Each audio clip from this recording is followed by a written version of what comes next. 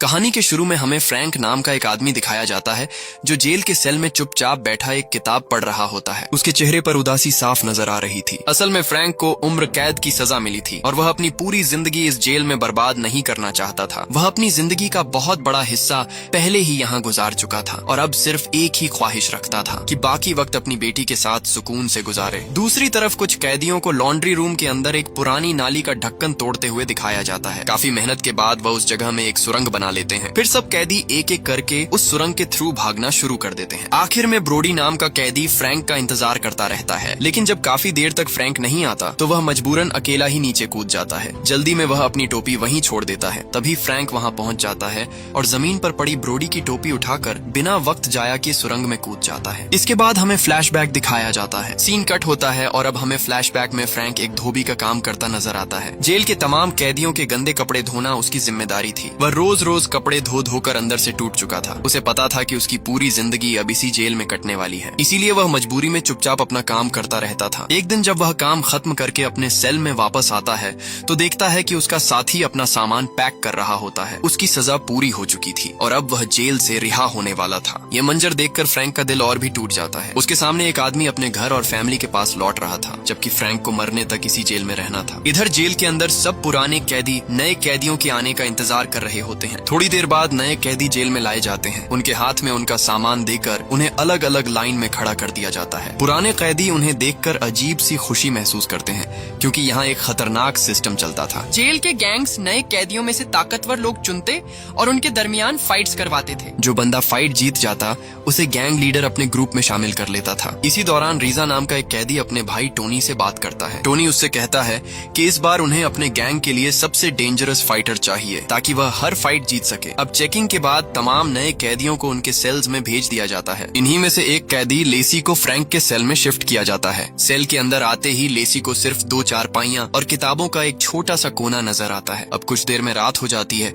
और सब कैदियों को उनके सेल्स के अंदर बंद कर दिया जाता है। लेकिन उसी रात एक गार्ड फ्रैंक के पास एक लेटर लेकर आता है। फ्रैंक जैसे ही लेटर खोलकर पढ़ता है उसके होश उड़ जाते हैं। लेटर में लिखा होता है कि सालों तक बाप के घर ना लौटने की वजह से उसकी बेटी डिप्रेशन में चली गई और उसने अपनी जान लेने की कोशिश की है। अब वह हॉस्पिटल में जिंदगी और मौत की जंग लड़ रही थी। डॉक्टर्स ने भी उम्मीद छोड़ दी थी और कहा था कि अगर जल्दी उसकी मेंटल कंडीशन ठीक ना हुई तो वह जिंदा नहीं बचेगी। ये सब पढ़कर फ्रैंक के पैरों तले जमीन निकल जाती है। उसकी बेटी ही उसकी दुनिया थी और अब वही मौत के करीब थी। फ्रैंक उसी वक्त फैसला कर लेता है कि चाहे जो हो जाए वह अपनी बेटी से मिलने जरूर जाएगा। अगली सुबह फ्रैंक लॉन्ड्री रूम में कपड़े धो रहा होता है। तभी उसकी नजर मशीन के पास बने एक एयर वेंट पर पड़ती है। साथ ही उसे ऊपर एक पाइप भी नजर आता है जहाँ से पानी टपक रहा था। यह देखकर फ्रैंक के दिमाग में एक ख्याल आता है। उसे लगता है कि शायद ये पाइप जेल के बाहर तक जाता हो और यहीं से उसके भागने का रास्ता निकल सकता है। अब कुछ देर बाद फ्रैंक की मुलाकात अपने सबसे करीबी दोस्त ब्रोडी से होती है। बातों ही बातों में फ्रैंक उससे पूछता है कि लॉन्ड्री मशीन के एयर वेंट्स क्या जेल के सीवर सिस्टम से कनेक्टेड हैं? ये सवाल सुनकर ब्रोडी पहले हैरान रह जाता है, क्योंकि उसे अंदाजा हो जाता है कि फ्रैंक के दिमाग में कुछ बड़ा चल रहा है। तभी फ्रैंक उसे अपनी बीवी का भेजा हुआ लेटर दिखाता है। लेटर पढ़ने के बाद ब्रोडी समझ जाता है कि फ्रैंक किसी भी कीमत पर जेल से निकलना चाहता है और उसके पास वक्त बहुत कम है। फ्रैंक को इस डेंजरस प्लान के लिए मदद की जरूरत थी। असल में ब्रोडी को सुरंग खोदने का काफी तजुर्बा था। वह पहले भी जेल के नीचे टनल बनाने की कोशिश कर चुका था। खैर, अब कुछ देर सोचने के बाद आखिरकार वह फ्रैंक का साथ देने के लिए मान जाता है, क्योंकि वह खुद भी उम्र कैद काट रहा था और उसके पास खोने को कुछ नहीं बचा था। कुछ दिन बाद फ्रैंक की मुलाकात लेनी नाम के एक डेंजरस बॉक्सर से होती है। फ्रैंक लेनी को अपने एस्केप प्लान के बारे में बताता है। उसने लेनी को इसलिए चुना था क्योंकि वह हर तरह के टूल्स और मशीन्स चलाने में एक्सपर्ट था। ऐसे आदमी की उन्हें बहुत जरूरत थी। शुरू में लेनी ने इस काम के लिए मना कर दिया, लेकिन थोड़ी देर बाद वह भी इस मिशन का हिस्सा बनने के लिए तैयार हो गया। उसके बाद फ्रैंक अपने बाकी साथियों के साथ एक सीक्रेट मीटिंग करता है। वह लोग दूसरे कैदियों को शक से बचाने के लिए गेम खेलने का नाटक कर रहे होते हैं, जबकि असल में वह अपने भागने का पूरा प्लान डिस्कस कर रहे होते हैं। उनके पास जेल से निकलने का सिर्फ एक ही रास्ता था, जो लॉन्ड्री रूम से गुजरता था, लेकिन वहां तक पहुंचने के लिए उन्हें 3 सिक्योरिटी डोर्स क्रॉस करने पड़ते। मगर फ्रैंक के पास इसका एक ऑल्टरनेटिव प्लान भी था। दरअसल एक दिन जब फ्रैंक कन्फेशन बॉक्स में गया था तो उसने नोटिस किया कि उस कमरे की दीवारें काफी कमजोर थीं। उसके दिमाग में फौरन एक आइडिया आया। फ्रैंक के मुताबिक अगर वह कन्फेशन बॉक्स की वॉल तोड़ दें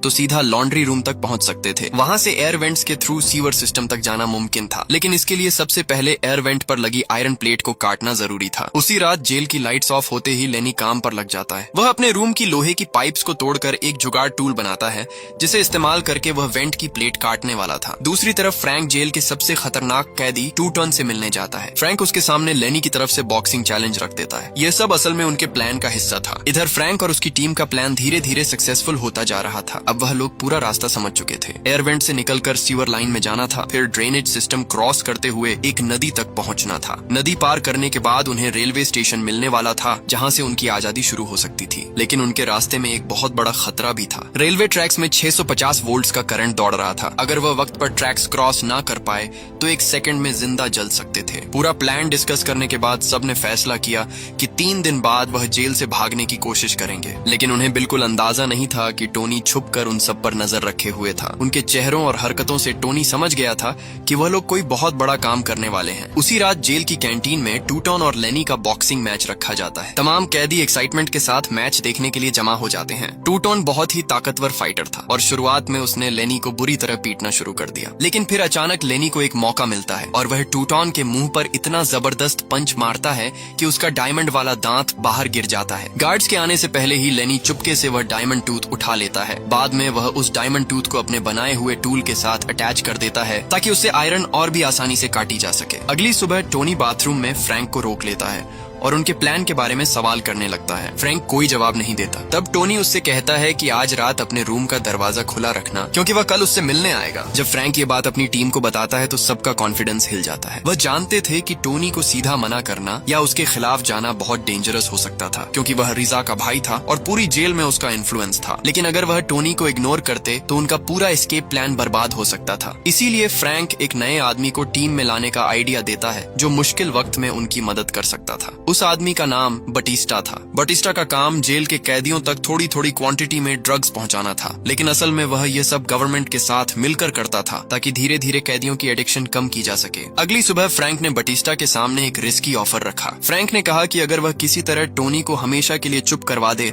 और उनके प्लान से दूर रखे तो बदले में वह उसे भी अपने साथ जेल से बाहर निकाल लेगा। ये बात सुनते ही बटिस्टा फौरन मान जाता है। सिर्फ इतना ही नहीं, उसने टोनी को खत्म करने के लिए एक डेंजरस प्लान भी बना लिया। उसने एक स्पेशल ड्रग तैयार की जिसमें छुपी हुई पॉइजनस केमिकल मिक्स थी। फिर वह चुपके से लैब से वह ड्रग्स बाहर निकालकर फ्रैंक के हवाले कर देता है। शाम के वक्त फ्रैंक अपने सेल में बेचैन बैठा टोनी का इंतजार कर रहा होता है। बटिस्टा का दिया हुआ ड्रग्स का पैकेट भी उसके पास ही होता है। फ्रैंक का प्लान था कि जैसे ही टोनी आए वह उसे ड्रग्स देकर उसका मुंह बंद कर दे, लेकिन चीजें फ्रैंक के मुताबिक नहीं होती। टोनी अकेला नहीं आता, बल्कि अपने एक आदमी को भी साथ लेकर सेल में घुस जाता है। अंदर आते ही टोनी वह ड्रग्स वाला पैकेट अपने दोस्त को पकड़ा देता है। टोनी की नजर पहले ही लेसी पर खराब थी और उस रात उसने मौका देखकर लेसी को परेशान करना शुरू कर दिया। लेकिन लेसी उन कैदियों में से नहीं था जो सब कुछ चुपचाप बर्दाश्त कर लेते हैं। उसने फौरन टोनी पर हमला कर दिया और दोनों के दरमियान जबरदस्त फाइट शुरू हो गई। जैसे ही टोनी के साथी ने यह मंजर देखा तो वह डर कर वहां से भाग निकला, लेकिन भागते वक्त भी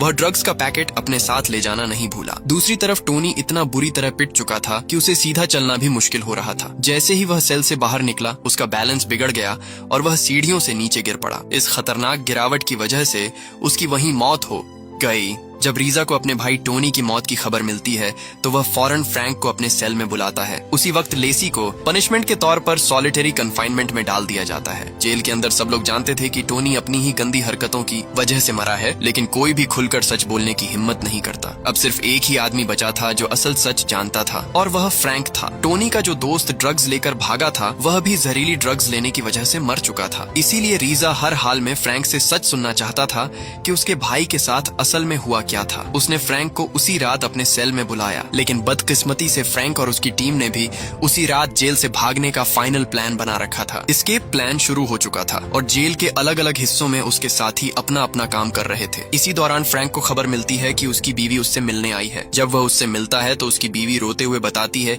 कि उनकी बेटी की सुबह हॉस्पिटल में मौत हो चुकी है। ये सुनते ही फ्रैंक अंदर से पूरी तरह टूट जाता है। अब उसके पास भागने की वजह भी खत्म हो चुकी थी, क्योंकि वह सब कुछ सिर्फ अपनी बेटी से मिलने के लिए कर रहा था। कुछ देर तक गहरी सोच में डूबने के बाद फ्रैंक आखिरकार लॉन्ड्री रूम में बनी सुरंग के अंदर कूद जाता है। यहीं से कहानी दोबारा उस जगह पर आ जाती है जहां से शुरू हुई थी। उस रात सब कैदी एस्केप करने की कोशिश में लगे हुए थे। जैसे ही वह एयर वेंट तक पहुंचते हैं, लेनी अपना बनाया हुआ स्पेशल पाइप निकालता है और आयरन प्लेट को काटना शुरू कर देता है। काफी मेहनत के बाद वह वेंट खुल जाता है और अब उनके सामने पूरा ड्रेनेज सिस्टम था। अब उन्हें इन तंग पाइप्स के अंदर रेंगते हुए उस नदी तक पहुंचना था जो जेल के बाहर से गुजरती थी। बहुत सी मुश्किलों और तंग रास्तों से गुजरते हुए वह लोग आखिर सीवर के लास्ट पॉइंट तक पहुंच ही जाते हैं, लेकिन वहां पहुंचकर उनके होश उड़ जाते हैं। उनके सामने एक बड़ी कंक्रीट वॉल बनी होती है जिसने पूरा सीवर सिस्टम बंद कर रखा था। आगे निकलने का कोई रास्ता ही नहीं बचा था और उनका पूरा एस्केप प्लान एक पल में बर्बाद होता नजर आ रहा था। ये सब देखकर लेनी को लेसी पर बहुत गुस्सा आने लगता है। गुस्से में लेनी ने लेसी को जोर से दीवार की तरफ धक्का दिया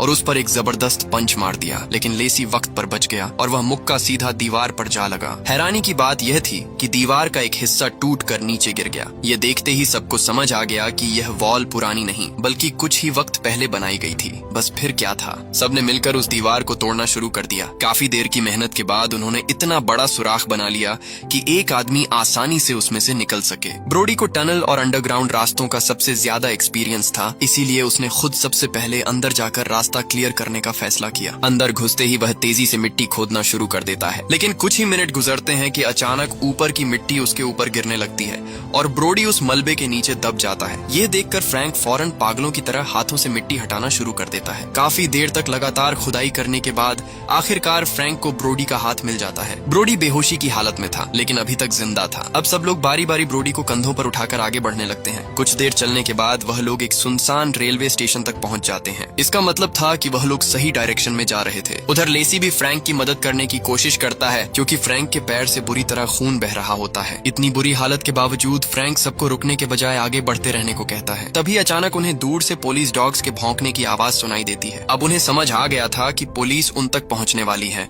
और हर सेकंड बहुत कीमती है। मजबूरन उन्हें अपने जख्मी दोस्त ब्रोडी को पीछे छोड़कर आगे बढ़ना पड़ता है। यह फैसला उन सब के लिए बहुत दर्दनाक था, लेकिन अगर वह रुकते तो सब पकड़े जाते। आगे उनके सामने एक छोटा सा तालाब आता है। वैसे तो उसे पार करना मुश्किल नहीं था, लेकिन प्रॉब्लम यह थी कि लेनी को तैरना नहीं आता था। इसी वजह से उसके लिए यह काम जानलेवा बन गया था। बहुत मुश्किल के बाद वह लोग तालाब पार करके रेलवे ट्रैक्स तक पहुंच जाते हैं। अब तक सब कुछ उनके प्लान के मुताबिक चल रहा था, लेकिन फिर अचानक बटिस्टा का पैर रेलवे ट्रैक में फंस जाता है। सिचुएशन और भी खतरनाक तब बन जाती है जब एक ट्रेन फुल स्पीड में उनकी तरफ आती नजर आती है। लेनी फौरन अपने दोस्त को बचाने के लिए उसकी तरफ भागता है, लेकिन इसी चक्कर में वह खुद भी ट्रेन के सामने आ जाता है। अगले ही पल दोनों ट्रेन की टक्कर का शिकार हो जाते हैं। अब सिर्फ फ्रैंक और लेसी जिंदा बचते हैं, जो इन वक्त पर साइड में होकर अपनी जान बचा लेते हैं। दोनों रेलवे ट्रैक्स क्रॉस करके स्टेशन तक पहुंचते हैं। वहां वह कपड़े चेंज करते हैं और एक दूसरे को आखिरी बार अलविदा कहते हैं। अब फ्रैंक उन सीढ़ियों के सामने खड़ा होता है जो सीधा लंदन की आजाद सड़कों की तरफ जा रही थी, लेकिन असल सच कुछ और ही था। जब फ्रैंक अपनी बेटी की मौत की खबर सुनकर पूरी तरह टूट चुका था, तब उसने फैसला कर लिया था कि वह खुद नहीं भागेगा। उसने लेसी को अपनी जगह भागने के लिए कहा और उसे पूरा प्लान समझा दिया था। यहीं से कहानी का असली ट्विस्ट सामने आता है। जब सब लोग भाग रहे थे, असल में फ्रैंक सीधा रीजा के सेल की तरफ जा रहा था। वहां पहुंचकर वह जानबूझकर उससे उलझना शुरू कर देता है ताकि उसके दोस्तों को भागने के लिए ज्यादा वक्त मिल सके। फ्रैंक की बातें सुनकर रीजा इतना ज्यादा गुस्से में आ जाता है कि वह उस पर चाकू से हमला कर देता है। कुछ ही सेकंड्स बाद गार्ड्स वहां पहुंच जाते हैं और फ्रैंक को बचाने की कोशिश करते हैं। असल में फ्रैंक कभी जेल से भागा ही नहीं था। वह तो सिर्फ अपने दिमाग में इमेजिन कर रहा था कि वह भी अपने दोस्तों के साथ आजादी की तरफ भाग रहा है। हकीकत यह थी कि फ्रैंक ने अपनी जान दांव पर लगाकर अपने साथियों के लिए वक्त खरीदा था, ताकि कम से कम वह लोग आजादी का एहसास कर सके। कहानी के एंडिंग में फ्रैंक अपनी इमेजिनेशन में लंदन की सड़कों पर चल रहा होता है और वहाँ उसकी मुलाकात अपनी बेटी से होती है, जो उसके ख्यालों में अब भी जिंदा थी। इसी इमोशनल सीन के साथ ये कहानी खत्म होती है। अगर वीडियो अच्छी लगी हो तो वीडियो को लाइक और चैनल को सब्सक्राइब जरूर करें। शुक्रिया।